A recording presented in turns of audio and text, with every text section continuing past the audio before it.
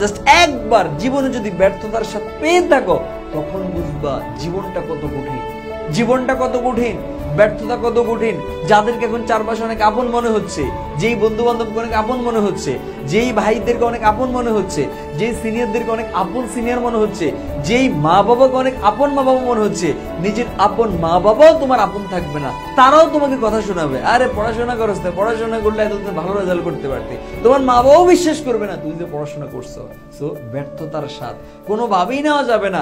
সফলতার জন্য যত পরিশ্রম করা লাগে আমাকে করাই লাগবে, করাই লাগবে। এই 21টা দিন তুমি পড়বে কিভাবে, পড়ার একটি স্ট্র্যাটেজিতে পড়ো। তুমি যদি তোমার সর্বোচ্চ পরিশ্রম করো ডেফিনেটলি তুমি ভালো করতে পারবা।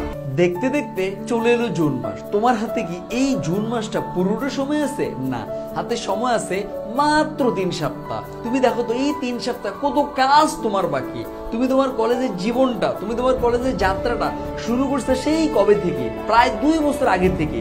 2 বছর আগে থেকে 2 বছর ধরে যেই সিলেবাসটা তুমি কমপ্লিট করতে পারো নাই, ওই সিলেবাসটা তোমাকে মাত্র 21 দিনে কমপ্লিট করতে হবে। ওই সিলেবাসটা তোমাকে মাত্র 21 দিনে রিভিশন দিতে হবে। ওই সিলেবাসের উপর মাত্র 21 দিনের মধ্যে তোমাকে এক্সাম দিতে হবে। কত কাজ তোমার বাকি। তুমি জাস্ট একটু যদি চোখটা বন্ধ করে চিন্তা করো 21 দিনে আমাকে সিলেবাস শেষ করতে হবে, রিভিশন দিতে হবে, এক্সাম দিতে হবে, তখন তোমার অবচেতন মনে হবে আসলে কি এটা সম্ভব, আমার দ্বারা কি পারবো, আমি কি 21 দিনের মধ্যে 3 সপ্তাহ আমি কি পারবো? হয়তো তোমার কাছে মনে হইতে পারে যে আমি পারবো না।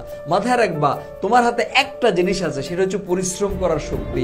পরিশ্রম করার মালিক তুমি, পরিশ্রম করার দায়িত্ব তোমার, চেষ্টা করার দায়িত্ব তোমার, কবুল করার দায়িত্ব তোমার না, কবুল করার মালিক তুমি না, কবুল করে আল্লাহ। তো তুমি তোমার পরিশ্রম, তুমি তোমার চেষ্টা ওই লেভেলের করে যাও। যদি তুমি তোমার পরিশ্রম চেষ্টা ওই লেভেলের করতে পারো, আল্লাহ বলছে তুমি যে যার পরিশ্রম, যে যতটুকু পরিশ্রম করবে, যে যতটুকু চেষ্টা করবে তার ঠিক ততটুকুই দেওয়া হবে।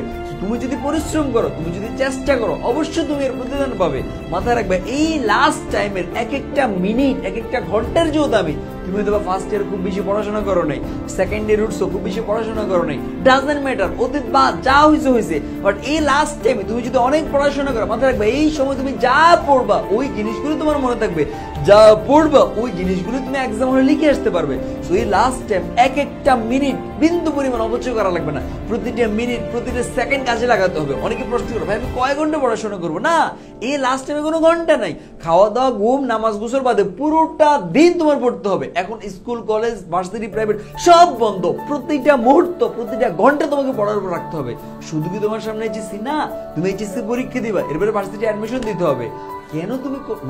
কেন তুমি এখন পর্যন্ত হাল ছেড়ে দিচ্ছ? না, হাল ছাড়া যাবে না। হাল তুমি কার জন্য ছাড়বা? নিজের জন্য ছাড়বা?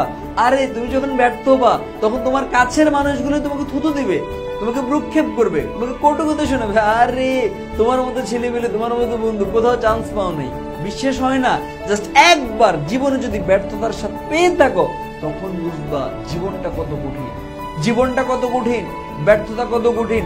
যাদেরকে এখন চারপাশে অনেক আপন মনে হচ্ছে, যেই বন্ধু বান্ধবকে অনেক আপন মনে হচ্ছে, যেই ভাইদেরকে অনেক আপন মনে হচ্ছে, যেই সিনিয়রদেরকে অনেক আপন সিনিয়র মনে হচ্ছে, যেই মা বাবাকে অনেক আপন মা বাবা মনে হচ্ছে, নিজের আপন মা বাবাও তোমার আপন থাকবে না, তারাও তোমাকে কথা শোনাবে, আরে পড়াশোনা করছ না, পড়াশোনা করলে এত ভালো রেজাল্ট করতে পারতে। তোমার মা বাবাও বিশ্বাস করবে না তুই যে পড়াশোনা করছো।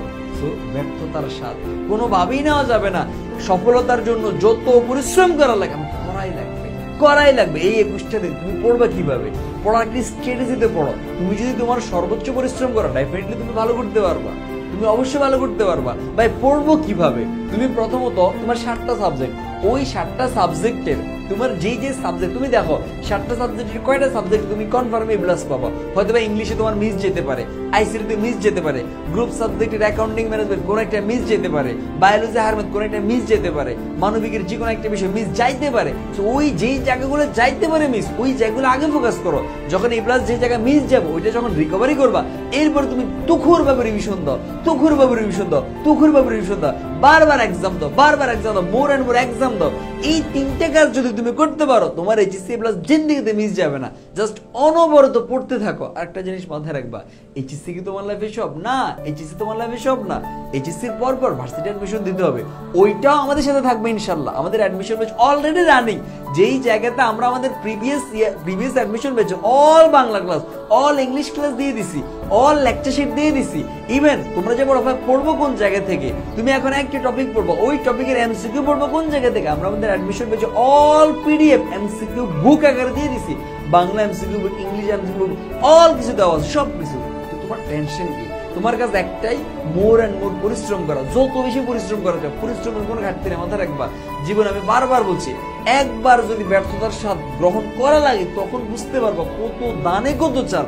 তোমার আপন মানুষগুলা, কাছের মানুষগুলো তোমাকে পাত্তা দিবে না, চিনবে না। যেই বন্ধুদের সাথে তুমি আড্ডা দিচ্ছ, থাকবে না এই বন্ধুরা, এই বন্ধুরা থাকবে না। লাইফে কিছু করতে না পারলে, নিজের নামের পাশে একটা ট্যাগ না দিতে পারলে কেউ তোমাকে দাম দিবে না। সো এই লাস্ট 21টা দিন আছে, 21টা দিন সর্বোচ্চ লেভেলের পড়াশোনা করো। যাদের এই স্বপ্ন ঢাকা বিশ্ববিদ্যালয়, আমাদের সাথে যুক্ত থাকো, ইনশাআল্লাহ বেস্ট কিছু পাবা। আমাদের উপর ভরসা রাখো, কোনো টেনশন করার দরকার নেই। ইনশাআল্লাহ তোমার এই অ্যাডমিশন টাইমে, আমি জানি এই লাস্ট টাইমে তোমার অনেক হতাশা কাজ করে, অনেক রিগ্রেট ফিলিস, আরো আগে যদি শুরু করতাম।